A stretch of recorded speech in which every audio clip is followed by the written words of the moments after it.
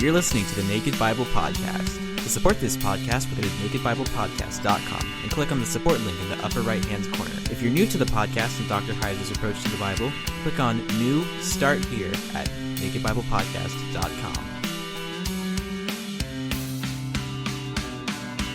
Welcome to the Naked Bible Podcast, episode 153, Ezekiel, chapters 38 and 39, part 2. I'm the layman, Trey Strickland, and he's the scholar, Dr. Michael Heiser. Hey, Mike, how are you doing this week? Pretty good. Very busy as usual, maybe even a little bit more, but pretty good. Yeah, the last couple of weeks been pretty slim for me. I'm ready for it to slow down a little bit, and it just comes in waves, and when it crushes us, it crushes us. But even more so with you, Mike, now that we got Reversing Hermon out there, I really going to try to push you to get that Unseen Realm 2 out there. I know that's... that is a pipe. If there's only a pipe dream. Some way to get rid of your day job, if there was only a way for that to happen, that would be... Yeah. Well, that's... Yeah. I mean, what can I say? That's what it would take. Well, more realistically, I have 6 weeks to go on my own time in purgatory. Yeah. When my online teaching will be done until the fall again, so it'll feel like a new lease on life. Believe me. Get any feedback from your students that they listen to the show or anything like that? There are some. Some have read Unseen Realms. Some have caught the podcast, or both. Got a couple that told me they picked up Reversing Hermon. So yeah, that does happen. Does happen. Yeah, that's pretty neat. Yeah, it has a nice reach. I had one email this last week that I can't remember what program he's in, but it's at Liberty, and they have one class there. I think it's one that Gary Yates teaches, where they require Unseen Realm as a textbook. So that's where his exposure came. Yeah, it's kind of nice. Is there any others that you know that require the Unseen Realm as a textbook? No, not required. But I don't really go around asking either. But Gary volunteered that, and I've heard from a couple students to that effect. That's pretty interesting. That's awesome. Yeah. Well, Mike, I don't want to take too long because I'm interested in part 2 here. So I want to, if you don't mind, I just want to get right into it. You're going to shuffle me along. Yeah. Yeah. Well, yeah, we might as well jump into it. This is part 2, as Trey said. So please, if you have not listened to part 1, you really need to listen to part 1. Part 1 dealt with who Gog is and isn't. And I'm going to assume that listeners have heard that podcast in this particular episode because it is part 2. So I won't repeat its points or necessarily even reread parts of Ezekiel 38 and 39 that I read in that episode. We'll obviously hit a few things here in both chapters relevant to what we're going to discuss today, but the chapters are long. I'm not going to take the time to read through all of them, or even, again, what I'd read through last time. Now, the major takeaway from part 1, just to refresh the memory of those who did listen to it, is that Gog and his hordes are part of the cosmic north motif in Old Testament theology. That is, they represent evil powers of darkness in a cosmic sense. Now, that involves human warfare, again, because of this linkage, this relationship between the powers of darkness and humanity. But human participants are not the primary focus, and you need to keep that thought in mind as we proceed today. Now, a few preliminary observations as we transition into part 2. Some of this, again, we'll touch on a little bit of part 1 content. 2 observations here. Number 1, the primary focus, again, just to fix in our minds, when it comes to Ezekiel 38 and 39, is supernatural evil.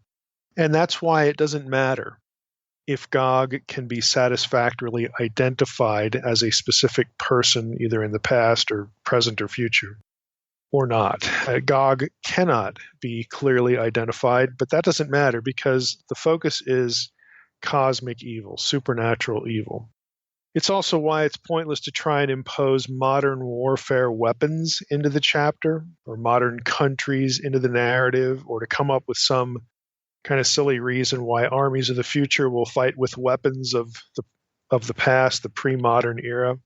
And you see all of that when you see these chapters discussed. None of that just really matters. It's all unnecessary and really pays no attention to the cosmic context of the cosmic north, the Tsaphon or Zaphon idea that I talk about in Unseen Realm, and of course that I talked about last time. So the humans aren't the primary point. The battle is a battle between supernatural evil and Yahweh's own people and land, and of course, ultimately him. Secondly, and I mentioned this briefly last time, the Gog and Magog references are repurposed in Revelation 20, verses 7 through 9. We're going to spend a good amount of time talking about that in this episode. So if we accept the New Testament as an inspired commentary on the Old Testament, then that repurposing is significant. In other words, we can't ignore it. We have to let the New Testament writer be our guide, so to speak, when it comes to understanding Gog and Magog. Now, with all that as a backdrop, I'm going to ask 3 questions that I want listeners to sort of, keep floating around in their head, keep oriented to. Number 1, how are we to read Ezekiel 38 and 39 as to its meaning? 2, how does the New Testament repurpose these chapters? We know that it does, but how does it do it? And 3, are the New Testament and Old Testament portrayals consistent with each other? Now, I'm going to start with a few key items in Ezekiel 38 and 39 that will, help us to think about all 3 of these questions. In Ezekiel 38:4, Ezekiel 38:4 says, I will turn you about, God is speaking to Gog here, I will turn you about and put hooks into your jaws, and I will bring you out and all your army, horses and horsemen, all of them clothed in full armor, a great host, all of them with buckler and shield-wielding swords. So this notion of putting hooks into Gog's jaws and bringing him out. Now, I mention that because we've seen language like that elsewhere in Ezekiel, specifically Ezekiel 29, verses 3 and 4. And again, to refresh your memory there, this was God speaking to the Pharaoh of Egypt. This is one of the oracles of the nations against Egypt. And we read this, Thus says the Lord God, Behold, I am against you, Pharaoh, king of Egypt, the great dragon that lies in the midst of his streams, that says, My Nile is my own. I made it for myself. I will put hooks in your jaws and make the fish of your streams stick to your scales. And I will draw you up out of the midst of your streams, and all the fish of your streams will stick to your scales. Now, the listeners will remember when we talked about Ezekiel 29, in that oracle against Pharaoh, that the point of that imagery was Leviathan. Again, the great sea beast, the great chaos beast, the chaos metaphor of the ancient Near East, specifically the ancient Canaan most particularly, but also we find it in the Hebrew Bible. When will God deal with Leviathan or chaos? Well, we know the answer to that question. That question is in Isaiah 27, specifically verse 1. I'll read that. Again, this is all backdrop that I want in the listeners' minds here. In that day, the Lord with his hard and great and strong sword will punish Leviathan, the fleeing serpent, Leviathan, the twisting serpent, and he will slay the dragon that is in the sea. So Leviathan gets what's coming to him at the day of the Lord. Okay, so these are all important concepts. There's some connection between Gog and Leviathan and, of course, the day of the Lord. So that's sort of preliminary beginning number 1. Ezekiel 38, 5 and 6, the next 2 verses, read this. We have a listing of Gog's helpers, his compatriots. Persia, Cush, and Put are with them, Gog's hordes. Remember, Gog's hordes are from the north, the cosmic north here. But Persia, Cush, and Put are with them, all of them with shield and helmet, Gomer and all his hordes, Beth Togarmah from the uttermost parts of the north, with all his hordes. Many peoples are with you. That's Ezekiel 38, 5 and 6. So while we noted human participants are secondary, their inclusion in the description reinforces the supernatural emphasis. And you say, well, how does that work? Well, you'll notice that Israel's enemies come from the south, Cush and Put, the east, Persia, and the west.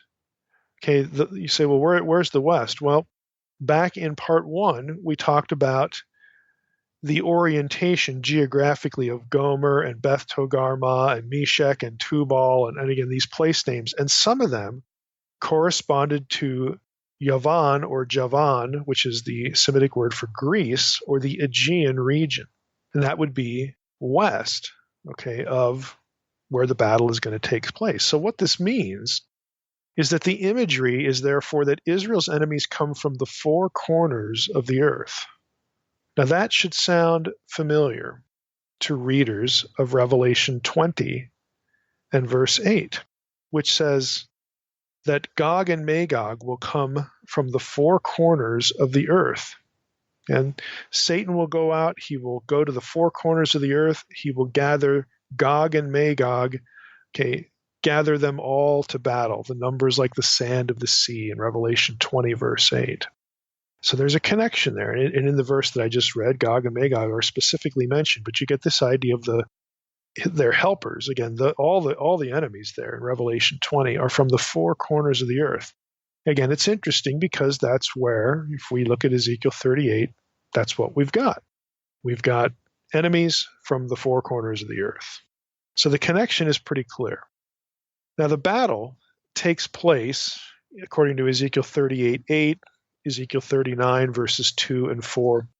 The battle takes place on or at the, quote, mountains of Israel. Now the phrase is used elsewhere, mountains of Israel, in Ezekiel as a general reference to the land of Israel or Judah.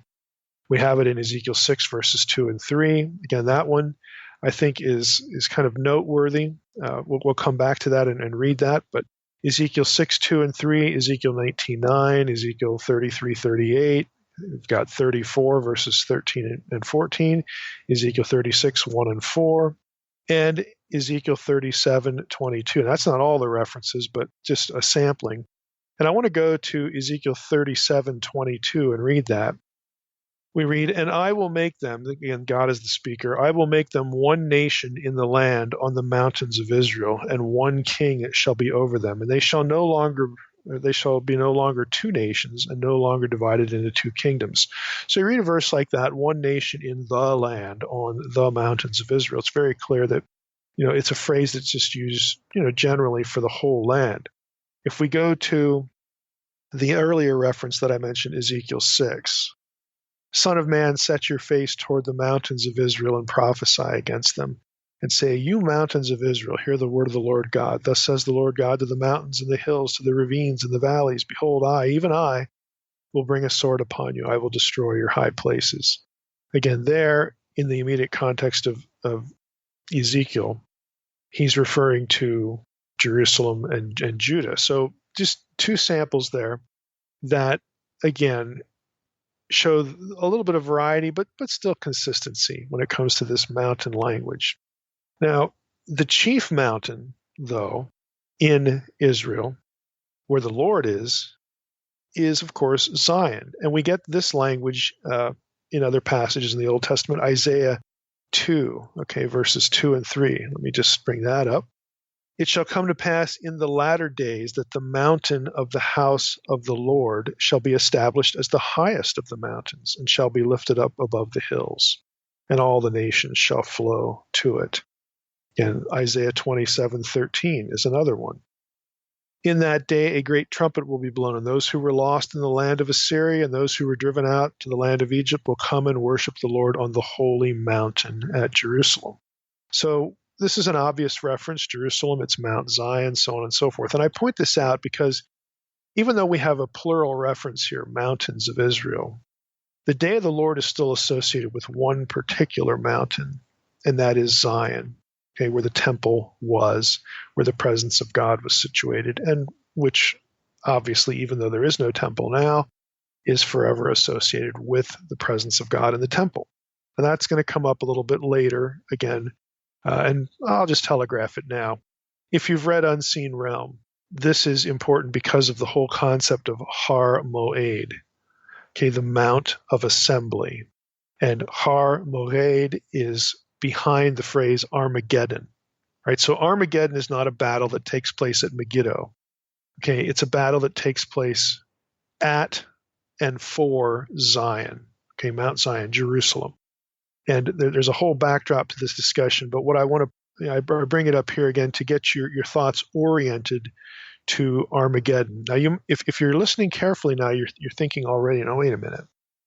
The connection of Revelation 20 with Ezekiel 38 and 39, that Revelation 20 isn't Armageddon, because Revelation 20 verses 7 through 9 occurs after Revelation 19, of course, and Revelation 19 is where the Lord comes back on the white horse at the Battle of Armageddon to save Jerusalem and so on and so forth. Those are two different things, two different chapters. So if the Ezekiel language is associated with Revelation 20, why is Mike saying that we need to be thinking about Armageddon as well? Okay, we'll return to that. I'm just planting, again, the question in your mind, because once we get there, you'll see why this is relevant. Now, let's just keep moving. Ezekiel 38:16 situates the invasion in the, quote, latter days.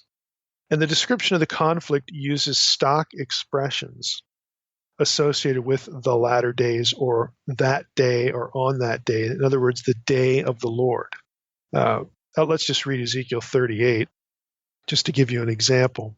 And any study in your own personal Bible study of the day of the Lord, you're gonna see language like this all over the prophets. Ezekiel 38:17, thus says the Lord God, are you he of whom I spoke in former days by my servants the prophets of Israel, who in those days prophesied for years that I would bring you against them? And on that day, the day that Gog shall come against the land of Israel, declares the Lord God, my wrath will be roused in my anger, for in my jealousy and in my blazing wrath I declare. On that day there shall be a great earthquake in the land of Israel. The fish of the sea, and the birds of the heavens, and the beasts of the field, and all the creeping things that creep on the ground, and all the people who are on the face of the earth shall quake at my presence. And the mountain shall be thrown down, and the cliffs shall fall, and every wall shall tumble to the ground. That's Ezekiel 38:17 through 20. Again, any study of the day of the Lord will inform you that this is stock vocabulary. This is a familiar description to the day of the Lord event. Now, on the page for this episode, we're going to post an article from Anchor Bible Dictionary on the day of the Lord. And you could read that, you could look up the verse references, and you'll see that what I'm saying is true. Okay, that this is stock vocabulary of the day of the Lord. Now, why is that important? Well, if it's stock vocabulary of the day of the Lord, and Ezekiel 38 talks about in the latter days, then this event is associated with the day of the Lord. And you say, well, Mike, what's the day of the Lord? Well, the day of the Lord, in Old Testament thinking, is the final judgment of God, when wrong is made right, when the nations that are still in rebellion, and of course their gods, remember our episode back on Isaiah 34, that not only at the day of the Lord do those who are hostile to Yahweh and his people get punished, but the host of heaven also gets punished, that the house is clean there too. But this is a time of final judgment when the wrong is made right, the nations that are in rebellion and their gods are judged, in a permanent sense, and the righteous are vindicated. Now, that means, and again in biblical thinking, this is called the day of the Lord because this is when God returns to earth to set things right. In hindsight of the New Testament, therefore, this is a reference, and this is the way it's used in the New Testament.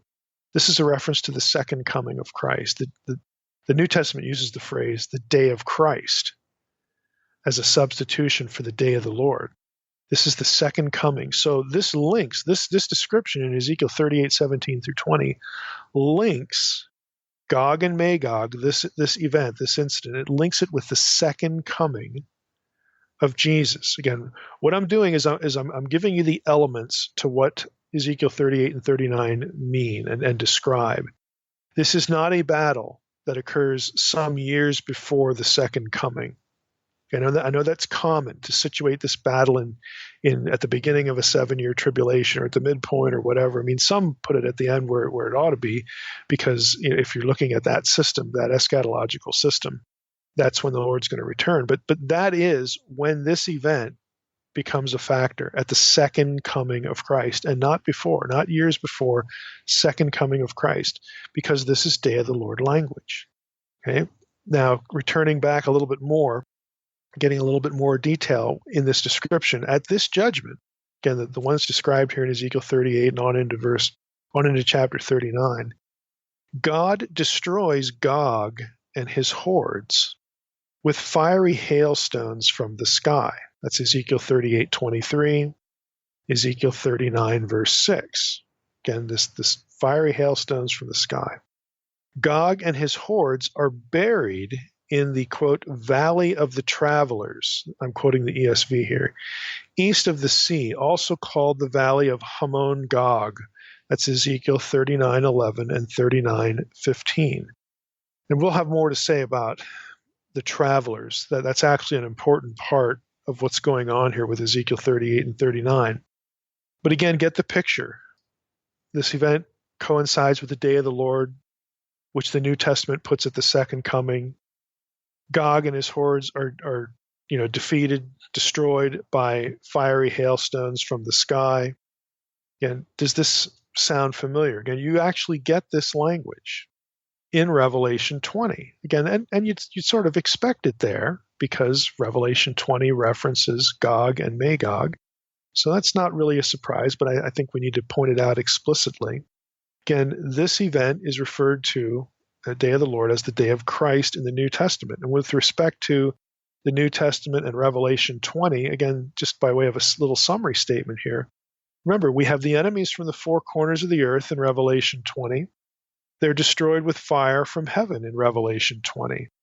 Okay? Simple enough. It's very clear that Revelation 20, verses 7 through 9, is drawing on Ezekiel 38 and 39. In Revelation 20, verse 8, Gog and Magog are mentioned explicitly. And you say, well, Mike, this is so obvious. Why are you making a point of it? Because this connection with Revelation 20 and specifically the day of the Lord troubles people who want to associate this event with the beginning of a 7-year tribulation and a rapture. In other words, their system gets in the way of the text.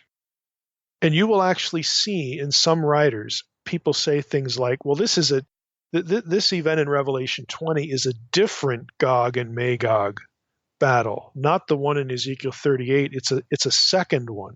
It's a different one. That is bogus.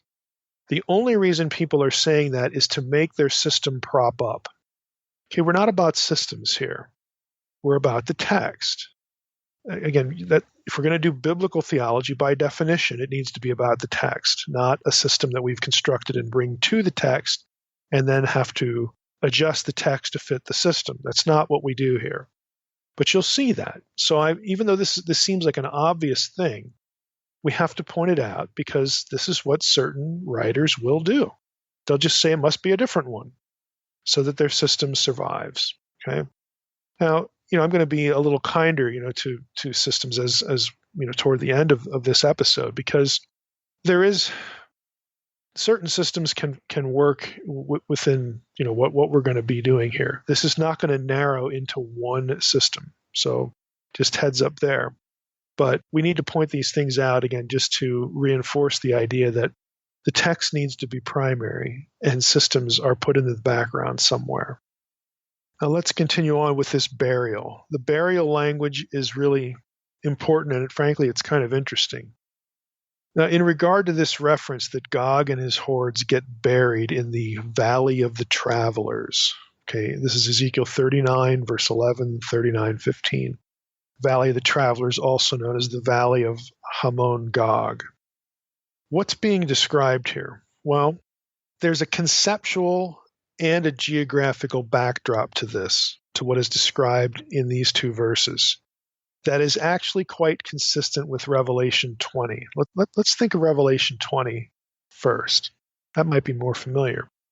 So let's just go there, and I'll read it to you, and then we'll come back to the Valley of the Travelers thing. So Revelation 20, in verse 7. And when the 1,000 years are ended, Satan will be released from his prison, and he will come out to deceive the nations that are at the four corners of the earth, Gog and Magog, to gather them for battle. Their number is like the sand of the sea. And they marched up over the broad plain of the earth and surrounded the camp of the saints and the beloved city. But fire came down from heaven and consumed them. So we've got Gog, Magog, four corners of the earth, and then fire from heaven. All these things are in Ezekiel 38, 39. Verse 10, and the devil who had deceived them was thrown into the lake of fire and sulfur, where the beast and the false prophet were, and they will be tormented day and night forever and ever. Okay, so after these hordes that are surrounding Jerusalem and threatening them, after Gog and Magog and the four corners of the earth people, they're all there, after they are consumed with fire from heaven, their leader, the devil here in Revelation 20, gets thrown in the lake of fire and sulfur where the beast and the false prophet are. Well, if you go back to Ezekiel 38 and 39, what happens after, again, the Gog and his hordes are defeated with fiery hailstones from the sky? They are buried in this valley, the Valley of the Travelers, east of the sea, also called the Valley of Hamon Gog. You say, well, how in the world is that consistent? Well, we need to divert our attention away a little bit from earth-bound literalism here and think more conceptually, think more theologically, think more abstractly about this. Now, Gog and his hordes, again, buried in this Valley of the Travelers place. The Hebrew reads, Ge ha-oberim. Okay, that is literally translated the Valley of the Travelers. Now, I want to read through the DDD entry, Dictionary of Deities and Demons in the Bible, the entry for travelers. There is one, believe it or not. And I'm hoping this will introduce listeners to what's going on behind earthbound literalism in Ezekiel 38 and 39. Again, because that's usually how people approach the passage. They press what Ezekiel 38 and 39 says into some earthly literalistic scheme. There's something else going on here. So here's the DDD entry. It begins a little bit awkwardly. The participle kal, plural, that's Hebrew talk. Oberim, that's the morphological form of the word. It's a kal plural participle. Big deal. Okay. The plural oberim comes from the verb avar, to pass from one side to the other. That's what that Hebrew verb means. It seems to have a special meaning in the context of the cult of the dead, denoting the spirits of the dead crossing the border between the land of the living and the world of the dead. It can be interpreted as a divine name in Ezekiel 39, 11, and 14. Again, going with the Hebrew numbering there, what it means by divine name there is, again, a place associated with divine beings. And of course, Gog, we've argued, is this cosmic divine being, a symbol of cosmic evil, and the human element is secondary here. So it can be interpreted as a divine name in these passages, which may also have been preserved in the geographical name Avarim, and you get that in Numbers 21, 10 to 11, Numbers 27, 12, Numbers 33, 44, and 47 and 48, Deuteronomy 32, 49, and Jeremiah 22, 20. Its Ugaritic cognate would be spelled the same way, the ayin, bet, resh, mem, and then he gives a KTU number. That's the numbering system, the abbreviation for the cuneiform tablets from Ugarit. It's KTU 1.22. And he continues, in the Ugaritic text, KTU 1.22, describing a necromantic session, the king invokes the spirits of the dead, the Rephaim, and celebrates a feast, probably the New Year festival, with them. It is told that they came over traveling by horse-drawn chariots. As they are taking part in the meal served for them, they are explicitly called those who came over. They are called Ovarim. So you have Rephaim referred to as Ovarim. Okay, are you catching a drift now? The Rephaim are associated with the underworld. In Revelation 20 language, the lake of fire. Continuing with the DDD entry. In Job 33:18, the verb avar is used to denote the crossing of the river between life and death. This represents the quite general ancient conception of a river or sea separating the world of the dead from the land of the living. For example, the Greek river Styx and the Akkadian river Hubor. In the Sumerian flood story, Dilmun, the place of blissful afterlife, is called the land of the crossing. Now, we'll skip a little bit, go down a little bit further in the entry, DDD. The valley of the oberim is located east of the sea, verse 11, Ezekiel 39:11, which is probably the Dead Sea, so it was part of the Transjordan. This is a region which shows many traces of ancient cults of the dead, such as the megalithic monuments called dolmens and place names referring to the dead and the netherworld, such as Ovot. Now I'm going to go back up to the beginning of this entry, and he gives some references here to the place, the geographical place name, and we now know it's in the Transjordan. Avarim. Here's what Numbers 21:10 and 11 says. And the people of Israel set out and camped in Ovoth. Okay, Ovoth is the Hebrew word for spirits, spirits of the dead. Okay, the Ov, the mistress of the Ov, is the title of the medium at Endor in 1 Samuel 28. Okay, Ovot is therefore naturally associated with necromancy, the spirits of the dead, the Rephaim dead in the underworld, and Avarim, again here in the verse, they set out from Ovoth and camped at Iye Avarim in the wilderness that is opposite Moab toward the sunrise. And a few of these references link Avarim with Ovot. They're very close to each other. Again, these are gateways. These are considered places that lead to the netherworld, to the underworld, the realm of the dead where the Rephaim are. It's just that in this case it happens to be in Moab, in the Transjordan. And this is the place that is referred to in Ezekiel 39. So you have Gog and his hordes winding up in the bad place, the netherworld, the realm of the dead, where the Rephaim are. Now, you're going to miss all of that if you have an earthbound literalistic hermeneutic in this chapter. And I've read lots of books about, how many months would it take for people using shovels and backhoes, to bury X number? That is not the point. This is cosmic theological language. Okay, this is the language of supernatural darkness. We get lost and fixated on the literalism that we're trying to impose on the text. And we miss the fact that an ancient Israelite reader would have read this and gone, okay, they're all going to wind up in hell. That's the reference. And that's why Ezekiel 39 here fits actually very nicely with Revelation 20, because Satan goes there, and then we've had the description of the resurrection. Those who are not found written in the book of life or wind up in the lake of fire. We've had that. The beast is there. Again, it's a consistent picture. This is where the bad ones go. This is where the good ones don't go. That sort of thing.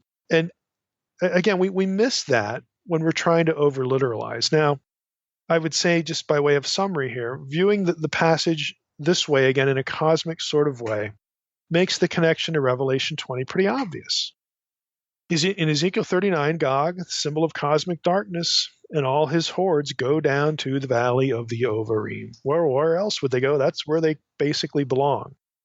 The valley of the Oberim, the ones who have passed into the underworld before them, the abode of the Rephaim. Now, other scholars prefer to see the references here in Ezekiel 39 to Molech imagery. And there are some, certain reasons why they prefer that. Block, for instance, takes this view. And part of his, I shouldn't say part, most of his argument is really on the fact that the valley of Hamon-Gog in Ezekiel 39 sounds in Hebrew like the valley of Hinnom, or at least a little bit. Here they are in Hebrew. You have Ge Hamon-Gog and Ge Hinnom. And they sound a little bit alike. And Block says, well, it might be the valley of Hamon-Gog might be a play on words on the valley of Hinnom. And of course, the valley of Hinnom is notorious in the Old Testament for being the place of child sacrifice to Molech. And so this is why some scholars prefer Molech imagery. Now, Block, again, he doesn't really spend too much time defending this. He more or less just assumes it. But the fact is he doesn't interact at all with the Ugaritic material that the DDD entry brings up. So that's kind of a gap, in Block's commentary there. Those who prefer Molech also do so a little bit because if Molech is behind the phrasing, then the death, catch this thought, it's important, and you don't need Molech for this, but catch this thought. They like it because the death of Gog and his hordes therefore becomes a sacrifice to Yahweh, in reverse of the sacrifices of children at Hammon, at the valley of Himon, to Molech. I would say, though, that this sacrificial aspect, I think, is valid, but it can be in view without any reference to Molech at all. If you look at Ezekiel 39:17, Ezekiel 39:17 says, "As for you, son of man, thus says the Lord God, speak to the birds of every sort and to all beasts of the field. Assemble and come, gather from all around to the sacrificial feast that I am preparing for you, a great sacrificial feast on the mountains of Israel." Now, the word there in Hebrew is zavach. It's the normal word for sacrifice.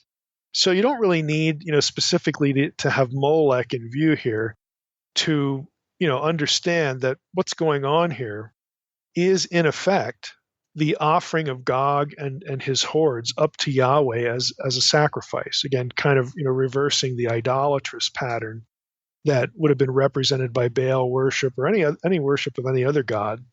So, again, the imagery, the language is actually there.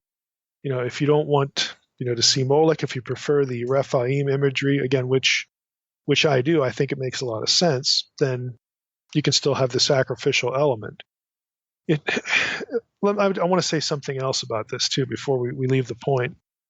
If you look at Ezekiel 39:17 through 20, and I had just read verse 17 there, it turns out that Yahweh is the one killing the sacrifice for his guests. And his guests are the birds and the beasts of the field. He's the one inviting, by means of the prophet, the birds of prey and the animals to the feast. Thus says the Lord God, speak to the birds of every sort and all the beasts of the field. Assemble, come, gather all around to the sacrificial feast I'm preparing for you. And then later it says, you shall be filled, I'll back up a little bit. You shall eat fat until you are filled and drink blood till you are drunk at the sacrificial feast I am preparing for you. And you shall be filled at my table. So this is actually imagery of Yahweh slaying Gog and his hordes as a sacrifice, a sacrificial meal for his guests. Okay, that's what you get. Now, it's at a point like this that you'd want to return, I think, for interpretation's sake, to the hooks in the jaws description for an added dimension. Remember, the hooks in the jaws description from Ezekiel 38:4, where Gog, is described in this way, just like Leviathan imagery in other passages. Gog is described this way, and again, that links him to Leviathan, the symbol of all that opposes God, the symbol of chaos. The symbol of wickedness and evil and upheaval and turmoil, all the forces against God. The death of Gog and his hordes is, again, a sacrificial banquet for Yahweh and the righteous. But where does Leviathan come in? Right? Well, in the Second Temple period, you actually have a number of texts that pick up on this language, this imagery. And there are a number of Second Temple texts that have, for lack of a better way to put it, at the day of the Lord, when God returns to earth and defeats Leviathan. Remember Isaiah 27:1? In that day, the Lord's going to kill, Leviathan. The thinking was that when that happens, Leviathan is basically served up as a meal to the righteous. It sounds really weird and a little bit grotesque, but this was the idea that, again, using symbolic language, that this is a picture of ultimate victory. I mean, God isn't going to just kill the forces of wickedness and evil and do away with them.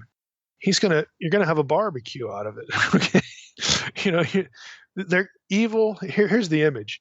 Evil and chaos in the end will be totally consumed.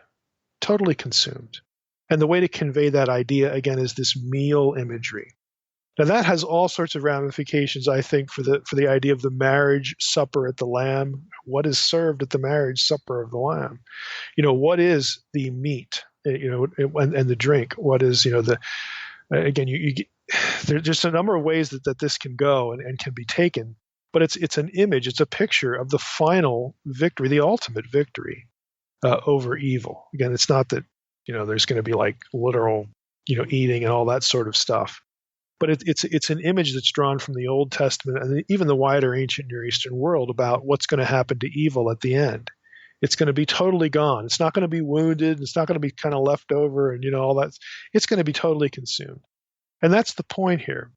Now, I would ask, just as a sidebar, again, since this idea, this valley of the Oberim, the Rephaim, and all this, and serving up the corpses of evil, as it were, metaphorically, to the righteous, and not only to the righteous, but specifically in Ezekiel, to the birds, the birds of prey and the beasts of the field, it's kind of an ultimate indignity as well. And again, but this idea gets picked up in later literature as the eschatological feast. If that's the case, even if it's partly the case, let's just leave it with the birds of prey and the animals here that they consume, because that's what Ezekiel says, strictly speaking. If that is a parallel, again, because they go to the realm of the dead, if that is a parallel to Satan and his minions and everybody else that goes to the lake of fire, in Revelation, then what does this say about the redemption of Satan? We've recently on the Facebook group, had this big, brouhaha over angelic redemption, which of course I don't buy. But this is one of the reasons why I don't buy it. It's also one of the reasons why I don't buy universalism. You have this kind of language that defines ultimate victory in the consumption of evil. I mean, just putting it bluntly. It doesn't communicate the idea that evil's going to get another chance.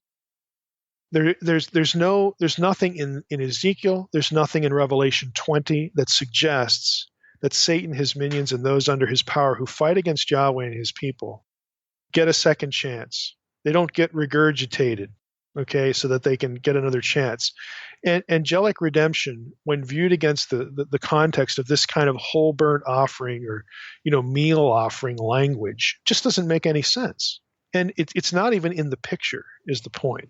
There are no weasel words in the passage that you can go to and say, oh, well, they'll probably still be around and get redeemed later on. No, that just isn't there. It just isn't there.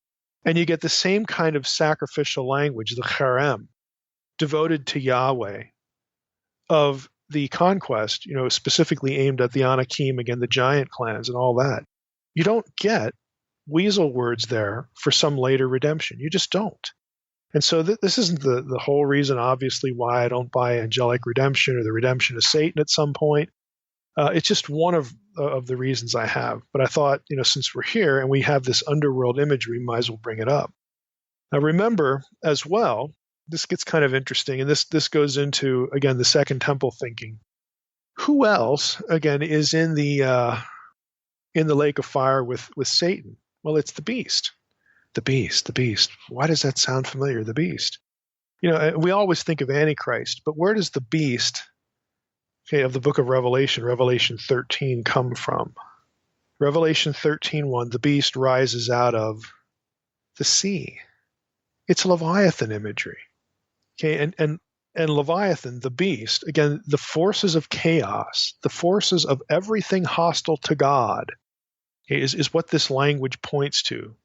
These are important metaphors that we can't dispense with. That also winds up, again, in this realm of the dead. There's no opportunity, again, for future redemption or anything else like this. Again, evil is devoured and done away with. Now, a bit of a commercial here, if you'll pardon that. I discussed some of this, actually a good bit of it, in Reversing Hermon. And there's one particular chapter, chapter 11, the one that deals with Antichrist and the imagery of Antichrist and how it's associated with Babylon and how that's the backdrop to Mystery Babylon. again, that chapter deals with a lot of this imagery and the point of origin, the reason why these things are connected. Leviathan, you've got Babylon, you've got this place of the dead with the Rephaim. Again, and we know who the Rephaim are. The reason why that is important to understanding Babylon and the concept of Mystery Babylon is because of where that stuff comes from, and the fact that the Apkallu, the Mesopotamian counterparts to the fallen sons of God, the Watchers, that's Babylonian. Okay, those are Babylonian good guys. All of these things go together. This is a matrix of ideas. And so when Revelation is talking about the beast and Mystery Babylon, there are connections back to supernatural forces of evil, the Rephaim, okay, the Nephilim, the fallen sons of God, the Watchers. This is a matrix of ideas. There's something going on here that our understanding of these passages in Revelation will be incomplete, and in some cases go off track, if we don't factor in this material. So I'm not going to get into that here. There are specifics you'll find in the book. But since we're into this subject matter, you should know that there is, something of a summary of this material in the book. I'll mention another book here. If you're interested in the whole Leviathan as sacrificial meal idea of the Second Temple period, I have a book recommendation for you. It's available used. It's a volume in the Harvard Semitic Monograph series. The foreign language stuff is typically in transliteration in that series, so I think you could still read it even if you don't have Hebrew. It's a book by K. William Whitney. Last name is Whitney, and the title is Two Strange Beasts. Subtitle, Leviathan and Behemoth in the Second Temple. Okay? These are not dinosaurs, folks, please. They're not dinosaurs. These are important metaphors that are about cosmic darkness. It's so much more interesting, if you just situate it in its own context rather than trying to defend something that Ken Ham says or something. It's just so much more interesting and so much more contextually relevant. So if you're interested in this subject, I highly recommend Whitney's book. It's one of the few books that collects all the material. Now let's go back to our purpose here, Ezekiel 38 and 39. We've talked about how Revelation 20 verses 7 through 10 repurposes imagery from Ezekiel 38 and 39. We've got this battle at the end. Okay, Revelation 20, this battle at the end. It's the day of the Lord. The Lord returns. He's going to finally defeat Satan and all of evil and chaos and wickedness, and they get sent to the lake of fire. Okay, the language, again, Gog and Magog is used in Revelation 20. We go back to Ezekiel 38 and 39. We find the very same themes in the latter days, at the day of the Lord vocabulary. This is when this battle happens. Gog is a symbol of supernatural chaos and evil. Again, we're not denying that humans are involved in this because of the symbiosis between the unseen realm and our realm. Okay, we get that. This is what we do on this podcast. We don't look at one or the other. It's always a both and. Okay, we understand that. But if you focus on the literalism that's earthbound, you're going to miss all this stuff. You're going to miss how Ezekiel 38 and 39 get repurposed in Revelation 20 and how it describes the final conflict. Okay, when all of this is put to an end, the eschatological ultimate victory. Now, having said all that, I've been holding back one thing.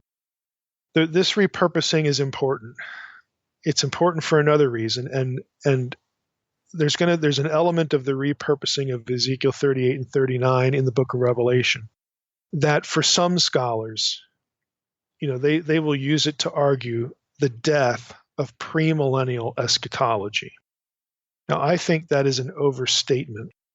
But what I show you in what follows here in the last few minutes of the episode here, what I show you might, for some, kill off traditional premillennialism. But again, I'm going to say that that's overstated, and I'll tell you why. But it doesn't kill off at all the idea of a future earthly messianic kingdom. You say, well, isn't that the millennium? Isn't that what premillennialism is all about? Well, that's the way premillennialism is talked about. But the idea of an earthly reign of the returned Christ doesn't need to be restricted to a system. Okay, so with that, let's get into it. Here's the issue. We know that Revelation 20 draws on Ezekiel 38 and 39. It should be a no-brainer by now. It mentions Gog and Magog explicitly. You've got all these parallels. Okay, you would expect, again, John, who's writing the book of Revelation, when he gets to Revelation 20 and he mentions Gog and Magog, you'd expect him to have Ezekiel 38 and 39 in mind. Again, that's obvious. But here's the rub. John also repurposes Ezekiel 38 and 39 in the chapter before Revelation 20. That is in Revelation 19. And that's the passage where Jesus comes back on a white horse to slay the beast and save Jerusalem. John repurposes Ezekiel 38 and 39 in both Revelation 19 and Revelation 20. And if you're a premillennialist who's reading the book of Revelation in a linear chronological fashion, you're thinking, well, how can that be? Because chapter 19 is the second coming of Jesus, and chapter 20, first 6 verses, we've got a millennium, and then after the millennium's over, we've got this other battle. How can they both be described using the same Old Testament chapters? Okay, you got a sense of the problem. I'll explain that in a moment. I'm going to read you Revelation 19, though, so that you know what this is based on. So here's Revelation 19, 11 through 21. Now, our focus here is going to be on verses 17 through 21, but I want to read the whole thing here. Then I saw heaven opened, and behold, a white horse. The one sitting on it is called Faithful and True, and in righteousness he judges and makes war. It's an interesting statement. His eyes are like a flame of fire, and on his head are many diadems, and he has a name written that no one knows but himself. He is clothed in a robe dipped in blood, and the name by which he is called is the Word of God. And the armies of heaven, arrayed in fine linen, white and pure, were following him on white horses. From his mouth comes a sharp sword with which to strike down the nations, and he will rule them with a rod of iron. He will tread the winepress of the fury of the wrath of God the Almighty. On his robe and on his thigh he has a name written, King of Kings and Lord of Lords. Now this is clearly the return of Jesus, all right? Now here's verse 17. Then I saw an angel standing in the sun, and with a loud voice he called to all the birds that fly directly overhead, Come, gather for the great supper of God, to eat the flesh of kings, the flesh of captains, the flesh of mighty men, the flesh of horses and their riders, and the flesh of all men, both free and slave, both small and great. Verse 19. And I saw the beast and the kings of the earth with their armies gathered to make war against him who was sitting on the horse and against his army. And the beast was captured, and with it the false prophet who in its presence had done the signs by which he deceived those who had received the mark of the beast, and those who worshipped its image. These two were thrown alive into the lake of fire that burns with sulfur, and the rest were slain by the sword that come from the mouth of him who was sitting on the horse, and all the birds were gorged with their flesh. That's the end of verse 21. Now, there are only 3 passages in the Septuagint, the Greek translation of the Old Testament, where a word in the root family for bird and for fly, the terms that are used in Revelation 19 appear. There's only 3 passages in the Septuagint where those terms appear. Deuteronomy 4:17, Proverbs 19:12, and Ezekiel 39:4. The last of these is the only one with an added lemma for eating. So it's pretty clear that John in Revelation 19 is drawing on Ezekiel 39. So here's the question. How can John have the same passage in Ezekiel in mind for both Revelation 19 and Revelation 20? Doesn't John know that Revelation 19 has Jesus returning, and then we have a 1,000-year kingdom, and it's only after that millennium that the events of Revelation 20 play out? since Revelation 20, verses 1 through 6 mention the 1,000 years several times? Doesn't John know that? Well, the point is that maybe John doesn't know that. Maybe John isn't thinking of this chronology. Maybe his repurposing of Ezekiel 38 and 39 in both chapters indicates that both chapters describe the same event, the return of Christ and the defeat of Satan. Now, many commentators who do not hold to a dispensational premillennial reading of Revelation, will take this view. They believe that Revelation is not to be read in a linear chronological fashion, but that its events, the 3 series of the 7 judgments, are to be read instead in cycles. That is, the 3 series describe the same 7 cyclical events on earth. This is known as the recapitulation reading of the book of Revelation. Now, Meredith Kline, whose article I've referenced in part 1 on Harmageddon, he's one of the few evangelicals to see the divine council stuff in Revelation. Kline was one who believes that this back-to-back use in Revelation 19 and 20 of Ezekiel 38 and 39 means that the 2 chapters describe the same event. That would in turn mean that there is no intervening 1,000-year period. The 1,000-year reference just means a long time and applies to the period that precedes the second coming, the period in which we now live, the so-called church age. And if this is the right reading, the 1,000-year millennial kingdom vanishes. And that's what Kline says in his article. He refers to this as the death of premillennial eschatology, because you collapse verses or chapters 19 and 20 into each other. And if you're dealing with the second coming at the day of the Lord, then the period that precedes the second coming and the defeat of Satan, the period that precedes Revelation 20, verses 7 through 10, is not a 1,000-year literal millennial kingdom. It's the period in which we now live. And that makes the premillennial system implode, according to Kline. Kline is an amillennialist, and again, he uses a lot of the Old Testament imagery that is there, and it's legit, it's there, to make premillennialism collapse. And if you are a premillennialist, I don't want this to discourage you from reading Kline's article. It's actually really good. But this is where he winds up. Now, I would say Kline's reading is certainly possible, but it could be also that John does use Ezekiel 38 and 39 to describe different events, just because he wants to do that. In other words, he picks something from Ezekiel 39 to describe something at the second coming, and then he picks something from Ezekiel 38 and 39 to describe this event after a millennium. As a premillennialist, you could argue that, John's using Ezekiel 38 and 39 in both passages. Whoop-de-doo. He's using the Gog and Magog passage at both times. He uses different elements of it. Big deal. We don't have to collapse the two to themselves into one unit, thus eliminating, a 1,000-year reign before these events happen. That turns the 1,000-year reign into the church age. We don't have to do that like the amillennialist does. We can acknowledge that John is using Ezekiel 38 and 39 in both passages and still work the system. And you can. You can do that. I would also add, even if Kline is correct, let's just assume that Kline is correct, and the 1,000-year references in Revelation 20 have nothing to do with a 1,000-year millennial kingdom. It refers to the church age preceding the second coming. Let's just go with what Kline says. Well, guess what? That doesn't rule out a literal earthly kingdom of the Messiah. Why not? Because you have one right after. You have the new earth. You have a kingdom on the new earth with the Messiah ruling.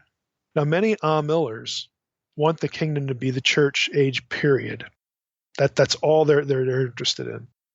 And then the new earth talk, in Revelation 21 and 22, let's just talk about heaven. That's just all symbolic about heaven, wherever that is.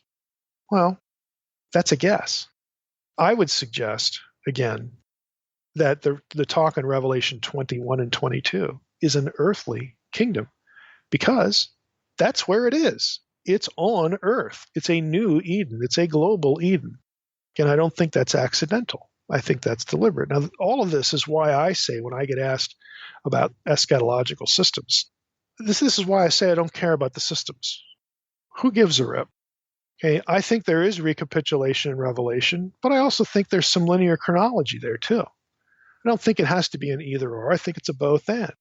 And I also think that the final new earth is the earthly kingdom of God. We're going to get that. And if that's the case, then to limit it to 1,000 years, it makes the kingdom too small, too short, too brief. I'm interested in and believe in a future earthly kingdom of the reigning Messiah over all the nations, and we as believers reigning with him, displacing the fallen sons of God who now rule over them. That is what I think biblical eschatology describes. I don't care how it fits into a system or if it fits into a system. I don't care about systems. If you want your system, I've just given you the way it can work if you're an a-miller or a pre-miller. But personally, I just don't care about the systems. I'm interested in how the book ends. Okay, and again, it ends on earth. I think to capture, to reclaim the nations involves events happening on earth and a kingdom on earth. That's where I'm at, and that's why. So to wrap up, what's Gog and Magog, Ezekiel 38 and 39 about? It's an event associated with and ended by the second coming. It's the day of the Lord. It's not a battle that occurs years earlier than the second coming. How that plays out in terms of human participants, the precise identifying which human nations and armies is anybody's guess. That is secondary. The important point is that Gog is a Satan figure, and the battle describes Satan's last gasp at robbing Yahweh of his people and his kingdom. Mike, you mentioned in the Unseen Realm about Irenaeus. Notice that the word Titan added up to 666 in Greek. Gematria, Leviathan was a Titan, so that's pretty interesting. Yeah, it is. And again, that is something I discussed in chapter 11 in Reversing Hermon as well. There are other gematric approaches to that are worth thinking about too. Yeah, absolutely. Mike, we might as well just cover the book of Revelation. Come on. Just get it over with. It's like pulling the Band-Aid off. Let's just do it. It's just a convoluted mess. Let's just do it and get it over with. That way you can just put it behind you and move on. I'll tell you what turns me off about it is you end up spending half of every episode talking about systems. Well, can you cover it without covering the systems? Probably not, because when you say something, you have to say, now you've probably heard this different thing over here, and that's because you've been taught this system, or this might be really familiar to you, what you were taught in church, and your Christian neighbor doesn't believe that because you've got different systems, So you always end up talking about how the book is taught and the presumptions therein to the book, and at the end of the day, everybody's guessing. So I do think there is recapitulation. There really is something to that. But you can't just use that and say, well, nothing in the book is chronological. That, again, it's just, that's the kind of overstatement you get when people are defending hermeneutics and specific systems. And you just have to muck through all of that every time you say anything about, any particular passage in the book. I think it's easy to get lost in all that. Well, we can do a Naked Bible version of it. Sure, you can mention some systems, but you can... Naked Revelation. Yeah. We can get naked with it. Yeah. No. All right. Well, we'll get pieces here and there, I guess. And Mike, next week, it'll be our 20th Q&A show. So that's astonishing. Get ready for that. Yeah. Yep. All right, Mike. Well, I just want to remind everybody, if you haven't done so and you're on Facebook, please go like the Naked Bible Podcast page or go join the Naked Bible group. Lots of great conversations and great minds in the group talking about similar content. So please do that if you have not. And with that, I just want to thank everybody for listening to the Naked Bible Podcast. God bless. Thanks for listening to the Naked Bible Podcast. To support this podcast, visit www.nakedbibleblog.com. To learn more about Dr. Heiser's other websites and blogs, go to www.drmsh.com.